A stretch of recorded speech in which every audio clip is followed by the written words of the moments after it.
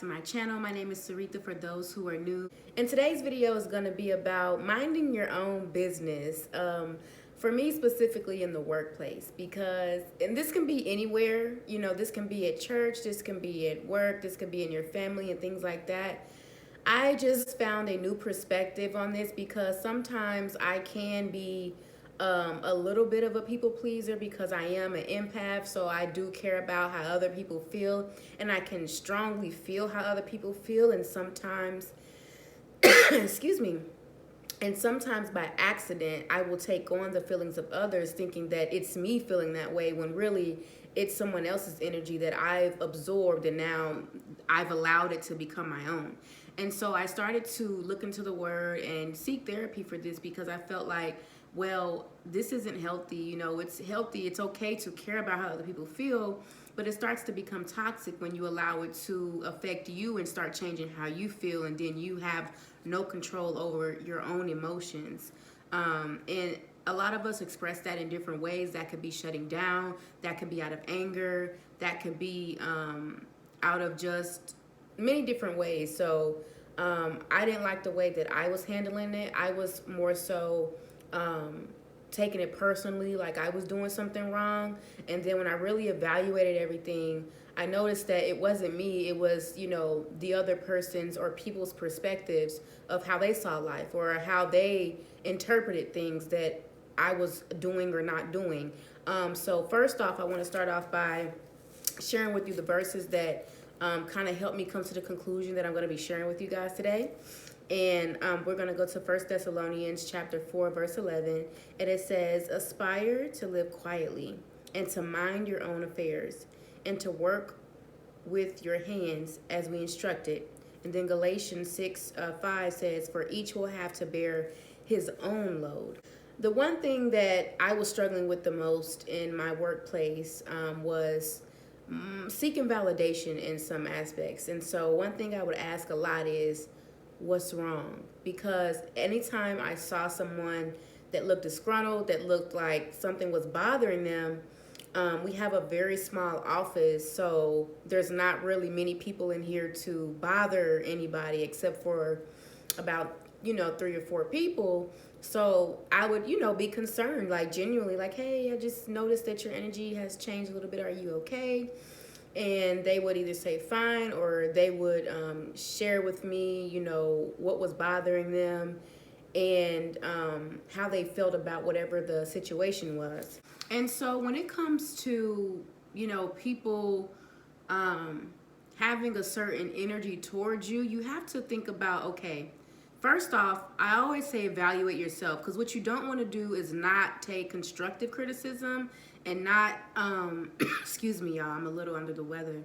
And you don't want to just like be prideful. You want to be able to talk to people, and if there is something that you're doing wrong, or if there is something you need to improve on, you should be able to receive that information without being, defensive and things of that sort. So if you're doing that, like you're open to information, you are not being rude, disrespectful, you're doing your job, then I feel like at some point you need to stop asking people, are you okay, or what's wrong, or did I do something? Because sometimes a lot of people, it has nothing to do with the work that you're doing. Sometimes it's your spirit. Sometimes people are so miserable in their own personal lives that when they see your light, when they see that you are filled with joy, when they see that you are filled with the peace that surpasses all understanding, they can't understand why are you so peaceful in this chaotic situation, or why you are handling things better, why you still have a smile on your face when things are, not going the way they want it to go. A lot of people will be jealous of that because that's something that they don't know how to tap into within themselves. And so I just want to encourage you today to stop seeking validation from other people that you're around, and start trusting yourself more. Start having more confidence in yourself.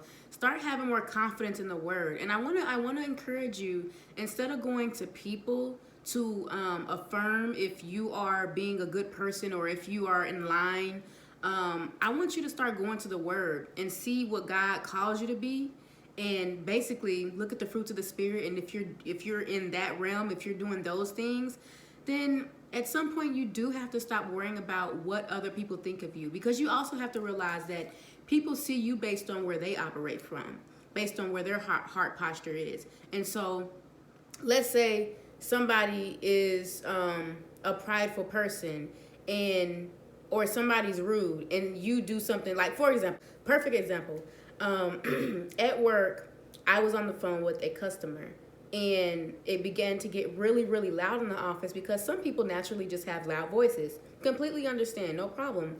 And so respectfully, I got up, I put the person on hold, I got up, and I didn't want to interrupt their conversation. So from my perspective, I was, being polite and not interrupting them because they were in the middle of a conversation. And I just slowly closed the door so that I could hear, the person on the phone. And so after that, as I was continuing the phone conversation, somebody opened the door back up and proceeded to talk.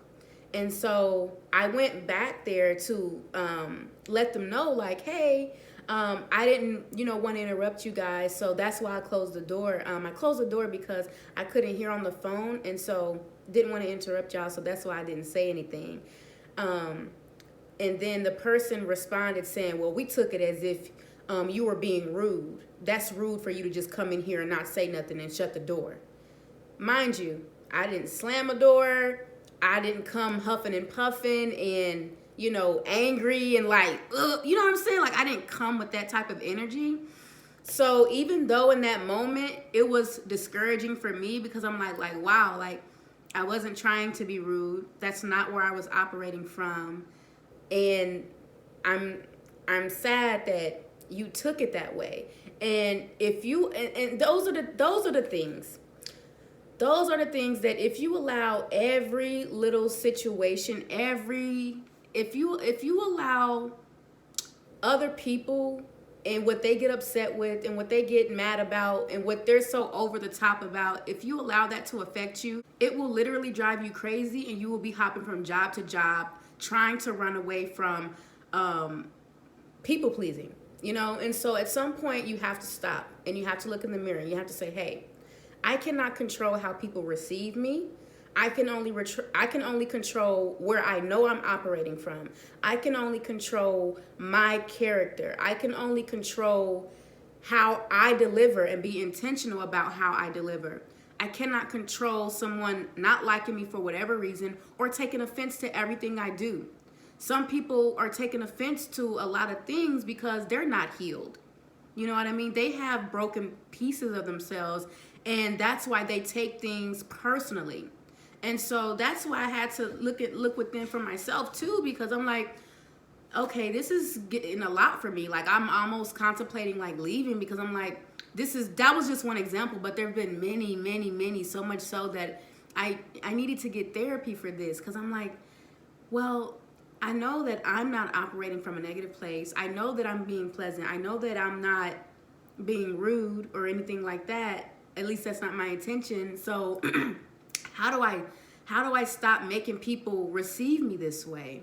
And so one of those ways that was recommended was just communicating more, which I'm open to that, love that constructive criticism. So I guess, if I went back there and said something and then closed the door, she felt like that would have been more appropriate. But at the same time, I know that if the same thing happened to me, like if I'm talking loud and somebody closes the door, I'm not going to get offended. I'm going to say, oops, I'm sorry.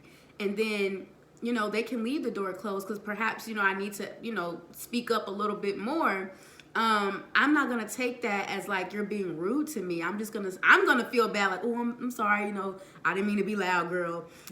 That's how I'm going to receive it. So even with that, when you people please that person, somebody else may take it as you being rude by saying something about it. So you just sometimes can't win for losing, and that's why you just have to be confident in who you are and just be intentional about where you operate from and where your energy is and how you're exerting your energy.